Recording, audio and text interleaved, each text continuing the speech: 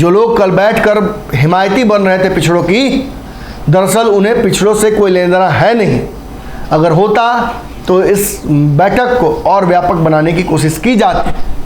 अगर बिहार में कोई हमारा एकमात्र दुश्मन है तो वो राजद है। ओवैसी की पार्टी ने हमारे डिबेट में भारत लाइव के महापंचायत में साफ तौर पर यह आरोप लगाया कि अखिलेश समाज के बारे में सोचने वाला इस पूरे मंच पर कोई नहीं था। लेकिन साथ में एक सवाल छोड़ गए कि क्या केजरीवाल, ममता बनर्जी, नवीन पटनायक, इन सब के बिना ये विपक्ष का जो कुनबा है वो मजबूत हो सकता है, बड़ा हो सकता है, मोदी को चुनौती दे सकता है? निश्चित तौर पर दे सकता है। नमस्कार, भारत लाइव देख रहे हैं आप। एक तरफ जहां विपक्षी एकजुटता की तैयारियां पटना में काफी सफल रहीं, वहीं कुछ दलों ने इस बड़े प्रयोजन में विघ्न डालने की कोशिश भी की। कई दल ऐसे थे जो इस मौके पर मौजूद जरूर हैं, लेकिन मन में उनके कुछ और चल रहा था। कल कार्यक्रम के बाद लगभग स्पष्ट हुआ कि केजरीवाल और ममता बनर्जी विभिन्न मुद्दों पर अड़ी हुई हैं। हालांकि कांग्रेस ने काफ़ी बड़ा दिल दिखाया और विपक्ष के लगभग सभी दलों को एक साथ आने के लिए और शिमला तक का न्योता दिया। ममता बनर्जी ने उस न्योते को स्वीकार भी किया।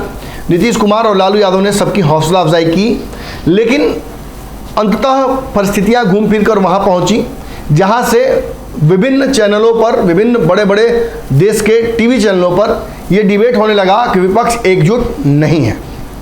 देखिए, विपक्ष के जितने भी दल पटना कल आए थे, उन सभी ने एक बड़ा मैसेज तो भाजपा को दे दिया कि हम यदि एक हो जाएं तो आपके लिए रास्ता बंद हो जाता है।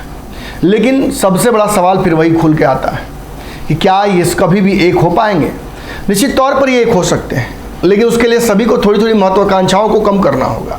केजरीवाल ने जिस तरीके से एक दबाव डालने की कोशिश की कि भाजपा द्वारा लाए गए अध्यादेश पर उनका सपोर्ट विपक्ष के दल करें, इस पर उमर अब्दुल्ला, ममता बनर्जी ने साफ तौर पर ऐतराज़ जाहिर किया और ये कहा कि ये मंच उस चीज़ के लिए नहीं है, आपको इस मंच की गरिमा समझनी होगी। जिसके बाद नाराज होकर केजरीवाल वापस चले गए।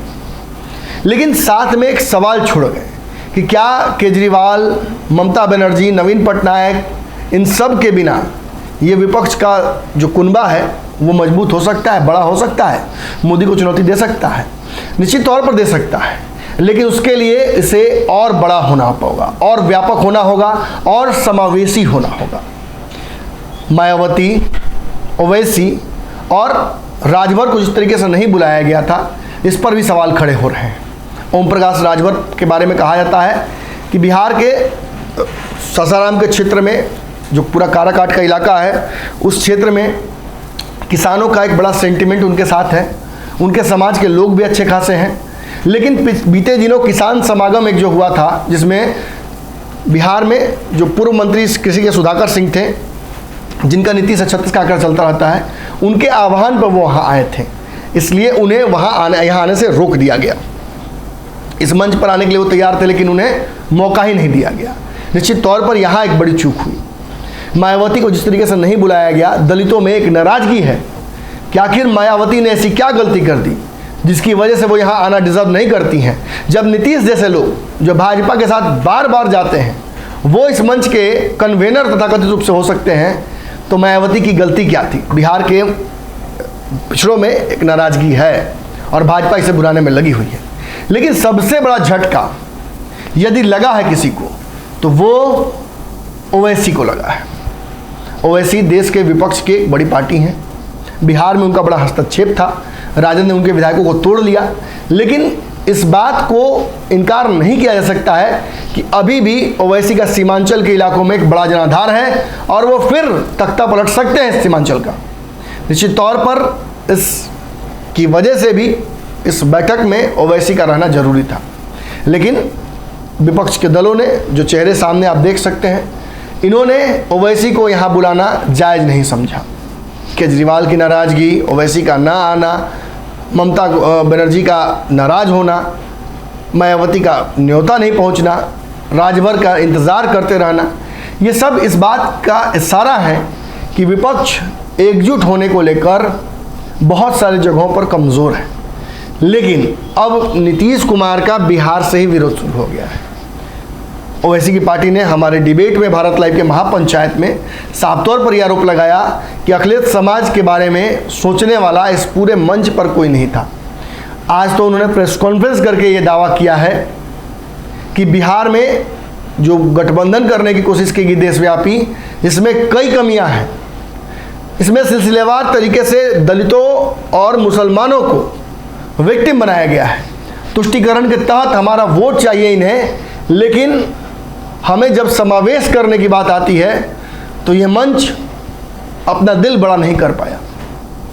किन कारणों से ओवैसी को नहीं बुलाया गया था ये तो किसी ने स्पष्ट नहीं किया, लेकिन इतना जरूर है कि ओवैसी नहीं बुलाए जाने से नाराज है।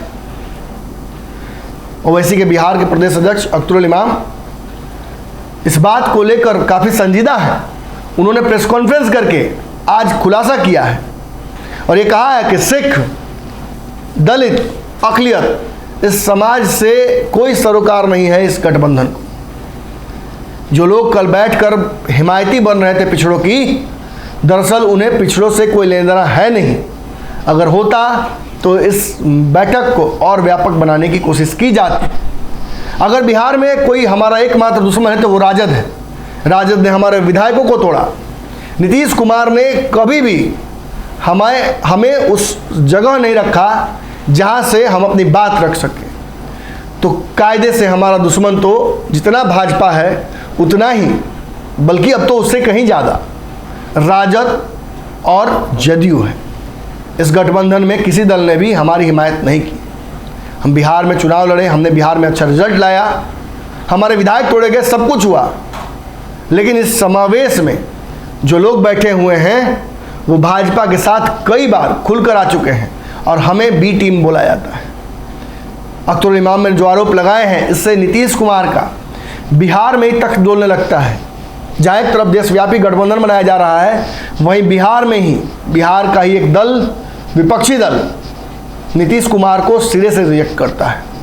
अगर ये वीडियो पसंद आई और वह बिहार के राजनीति और बिहारियत से सरोकार रखेनी तो सब्सक्राइब बटन दबा के चैनल के सब्सक्राइब कर ली। ओजे एगो घंटी बा, ओकरा बटन दबा देला से कुल सटीक और मारक खबर रुआ मुफ्त में मिल जाई।